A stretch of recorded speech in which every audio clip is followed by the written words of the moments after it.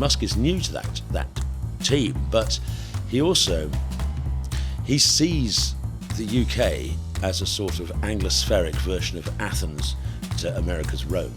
He recognises that their freedoms were the freedoms they inherited from us, and he sees us losing track of our own liberties and our own freedoms, and he finds that extremely painful.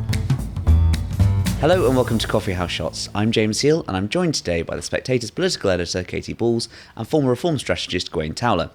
Now Katy, it's been a big year 2024 for reform. Nigel Farage certainly broke the mould of British politics, to use Roy Jenkins' phrase. What does 2025 likely have in store for Reform UK? I think the question is 2025 Nigel Farage's year? And Reform often have talked in the past about 2029. We're actually not planning 2 episodes that far ahead yet. But 2029 being the year on the grounds that could likely be when the next general election was. So even when we were writing in 2024, ahead of the general election, you'd often have parts in those pieces saying, yes, 2024 is important, but is seen as a base towards 2029. And actually what Nigel Farage is trying to do after coming back pretty quickly to join Reform was to make inroads. And they did, I think, exceeded expectations by getting 5 MPs in, but now using the time between now and the next election to put down these bases. And I think a few factors now mean that perhaps ahead of schedule, you could see Nigel Farage really cementing reformist status if things go right for him in 2025.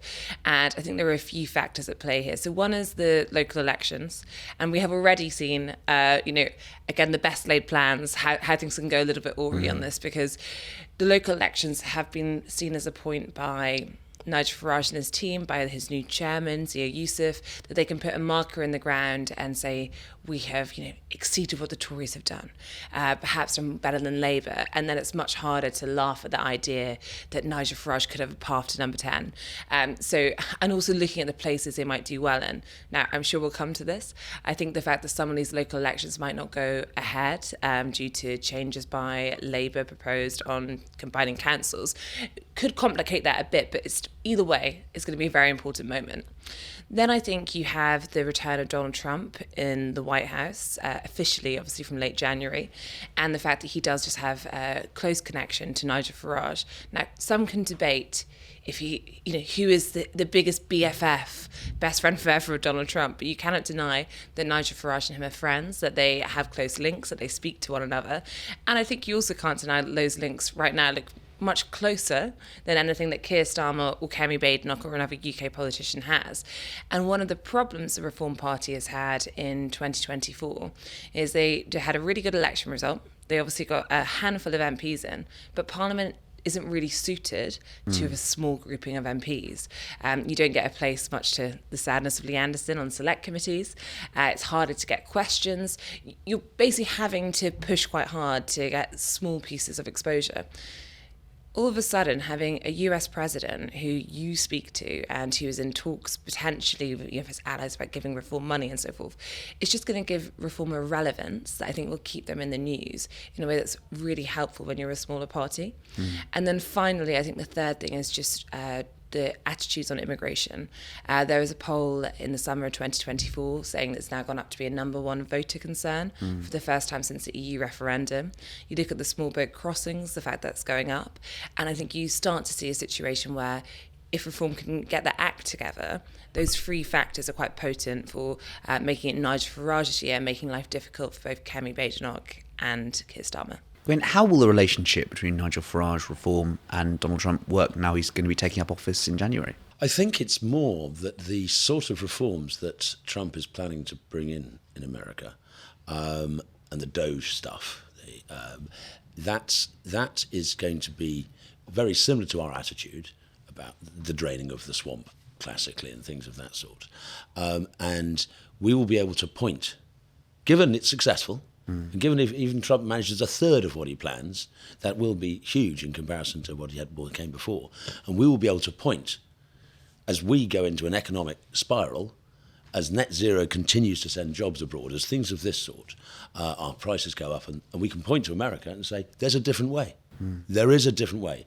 So I think the biggest thing will be that there is an exemplar of a society that is very similar to ours in many ways, obviously different in others, but an English-speaking society that we can comprehend, because it's much more difficult to look at Argentina because nobody's got a clue what they're saying.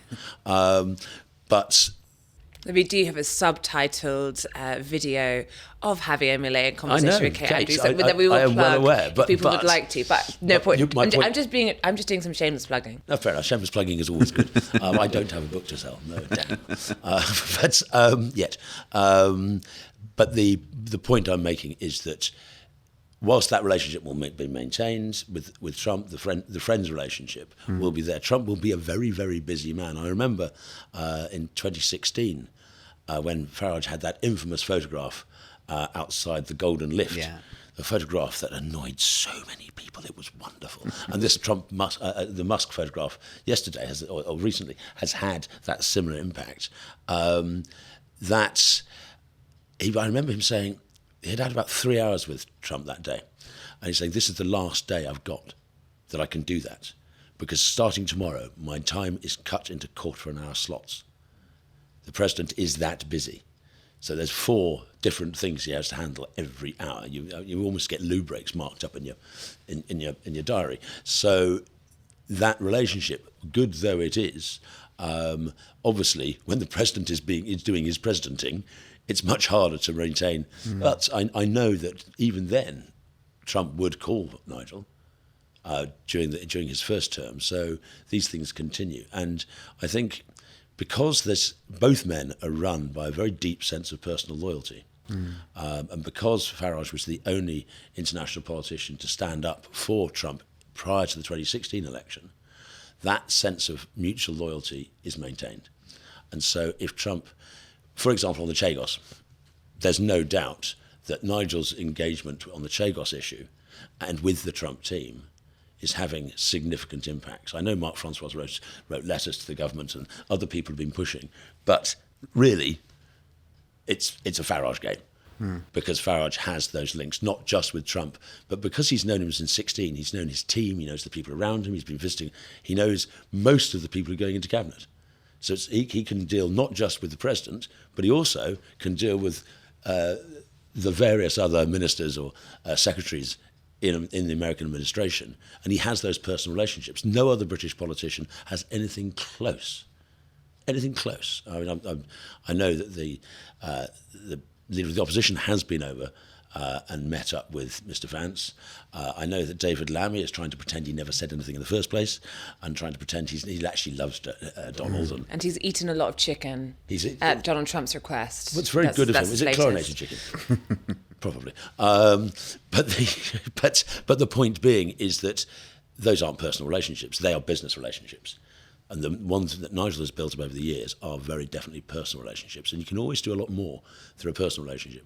And he said in 2016, he said now, he's happy to do the government's bidding on behalf of the country if the government wishes him to do so. He's very happy to help as best he can.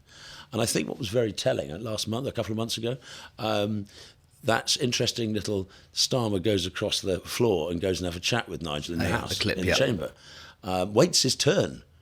He stood behind David Davis. It was David Davis to finish talking to Nigel, and then Davis potted off, and then the Prime Minister talks to him. Now, I think that's an extraordinary... I've never seen it before. I've never seen the Prime Minister of this country in the House cross the floor and go chatting to the leader of one of the small opposition parties. Have you ever seen it? I haven't. This is a very telling thing, and I think it shows that possibly Starmer is a little bit wiser than May was, and a little bit more statesmanlike, because he recognises the influence that Farage has in the White House and in the incoming regime. Katy, Gawain there talks about personal relations. I think 2024 perhaps will be the year that reform grew out of just being about one-man band about Nigel Farage. They've had 5 MPs, as you were saying there. Rupert Lowe was elected, James McMurdo was elected, Zia Youssef became chairman. Do you think that's going to be a sort of developing theme over the next few years or so? If you enjoy what we do here at Spectator TV, then why not subscribe to the magazine as well? If you subscribe today, you'll get 12 weeks for just £12, plus a free £20 John Lewis and Waitrose gift card. You can sign up at spectator.co.uk/TV offer. Yeah, I think one of the problems reform has is just it is still very much the Nigel Farage show. And that isn't such a problem when you have Nigel Farage and he's looking in good health and he's in Parliament and he's got all this energy to do all these things. But I think there is still the question as, were Nigel Farage to exit the field, and of course he has done a few times in the past, various outfits, what would that mean for reform?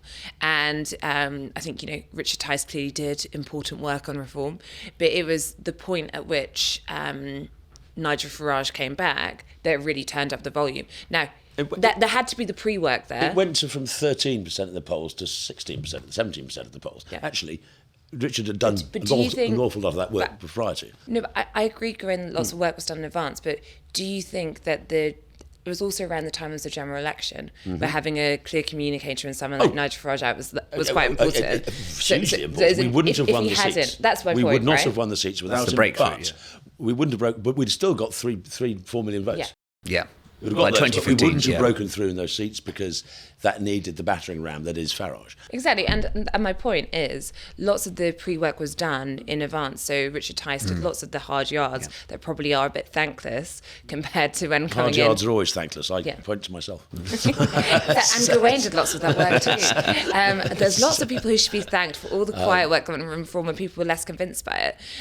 But I think it is just that point, which is there was clearly had to be a good base for Nigel Farage to be tempted to come back and then to build on and get it to where it was, right? It didn't come from nothing. No. But if there is not Nigel Farage, what is the Reform Party now? And I think that you do see some, talent coming through the ranks. Oh. You also see, Reform MPs who have different opinions on various things. I think that Rupert Lowe is a slightly different type of politician than. But he's also breaking through very effectively. Yeah. I sat at the Reform. Rupert has, if he doesn't win Backbencher of the Year next year, I'll be shocked because the sheer quantity of work he has put in. It is off the field. No Tory is getting close. The 5 of them are providing one hell of a lot more bang for their buck than the Tory backbenchers, without a shadow of a doubt. When I sat at the Reform Party conference, which was on the outskirts of Birmingham, Rupert Lowe was giving a speech quoting classical philosophers, and it had the most rapturous applause by the Reform members. But I think he got more standing. Pardon? Aren't we all supposed to be knuckle draggers who wouldn't understand? That wasn't my point. No, but that's generally how it perceived he was to be. receiving these standing ovations, and I think he landed actually better than some of the. I think he probably got equal levels of love to Lee Anderson, which shows that while I'm saying there's a mix, there is appeal for them, but. Obviously, one of the things that has haunted Nigel Farage and his different outfits in the past is that often there are fallouts. And right now they are staying together as a group. Yeah. I think it's just something that when you talk about professionalisation, that's something that would have to keep going for the year coming. And it's probably one of the... If you're thinking where could it go wrong for Reform, and I'm interested in where Gawain thinks it might go wrong for them, that would be, I think it's staying together, not falling out. And then also expectation management, because right now, because it's a juicy story for the lobby, expectations are sky high for Nigel Farage this year. Yeah, I mean, and I also was going to say, great. I mean, infighting is one thing that's plagued smaller parties. Finance is another, and we've seen in recent months lots of discussion about the financing, potentially Elon Musk getting involved. I mean, how do you see that kind of developing? Given, of course, in non-election years, it can be sometimes difficult to raise funds. It is. I mean, everybody, when they give money to a party, they want to see their money in posters. They want to see their money in banners. They want to see their money in TV adverts. They want to see their money in paper plates and cups and all that campaigning malarkey. What they don't like to see is their money being used on paper clips. Yeah. And as formerly a rather expensive paperclip, this hurts me to the core. But parties need paper clips, and they need the money to survive year on year, not just being a campaigning vehicle during an election. So having candy, money begets money. It becomes a sort of it has some sort of electronic attraction that once you know that there is somebody with money there, other people with money think it's a safer bet to do. And so Chandy doesn't actually have to give that much to encourage other people to give. It's like having your star striker on the field. Everybody else plays better because they're on the field, and it has that impact. So it becomes it creates its own sense of fiscal gravity. And that can only be a good thing. The stuff about Musk over has just been preposterous. a story that was plucked out of the sky, and I'm told probably from the Tory Treasury team, because they thought it would be damaging to reform. But a story plucked out of the sky. Musk hadn't even considered the thought of giving us a bean. And then this story comes up, he reads it and goes, maybe. And now you've got Farage going over to see him and taking his treasurer with him and so on and so forth. And so, Nigel had previously introduced Candy to Trump a couple of years ago. So those relationships pre-exist as well. They're not something that's just popped out of the in-tray. This is something that has been built over a long period of time. Whereas Musk is new to that team, but he sees the UK as a sort of Anglospheric version of Athens to America's Rome.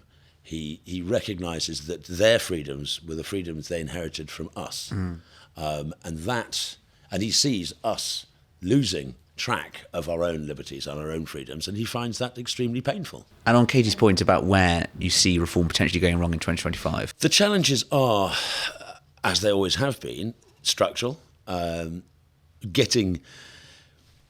We have, in June of last year, we had 26, before the election, we had 27,000 members. By December, you have 105,000 members. We don't know who those people are. That's 70,000 people who've just rocked up and paid their 25 quid. We don't know who they are. And there will be great talent there. We just don't know it yet. Haven't met them. So one of the things that the building the party requires is not just the technical structure stuff, branch structure, but also the social side, getting to know you. And that, I think, is going to be very important. The possibilities of fallout, personalities, is always a problem. And the bigger the party, the more space there is for people to fall out and not actually rock the boat. Yeah. In a smaller party, that becomes a much more serious problem. But I think whilst the MPs they're working quite well as a team, but there are slightly archipelago feel. We need to turn it into a greater landmass. Let's see what happens. There may well be, for example, a by-election in Runcorn. Let's see what happens with that. Can we overturn a massive Labour majority? We'll be trying. I know we've got people virtually every day out in Runcorn working now. So there's absolutely no doubt that we are deadly serious. But on the problem front, I don't think money is going to be a problem going forward. I just don't. However, because, as I say, money begets money. But there is the personality is the main problem. And also, can you keep up this momentum? And what I find astonishing a while back was when the leader of the opposition, Katy, goes off to America, meets J.D. Vance, meets Pierre Poilievre in Canada. That story and her building those relations and international relations, all the rest of it, is blown off the front pages of the newspapers and on the screens by the husband of a Tory MP joins Reform. How can the news value of that, how can that be? And yet, essentially, Nigel can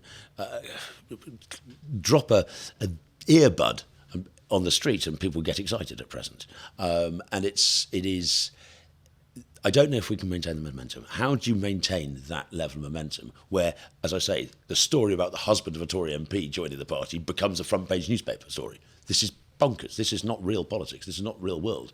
And yet, currently, that momentum is pushing us forward. So I would contend part of the reason that story did so well is because it was Suella Braverman, who, yes. of course, who was seen as a potential Tory leader of the future if the Tory party would take her. And of course, is also always the one that people say, will she defect? And I've since come out to say, she is an independent woman, but I completely take her point. But it is silly. I'm sure her husband actually is trying to convince her. But not just yet. I know that. He's probably delayed it for a bit. Well, we can keep up to date on all those shifts in momentum here at The Spectator. Thank you, Gawain. Thank you, Katy. And thank you for listening to Coffee House Shots.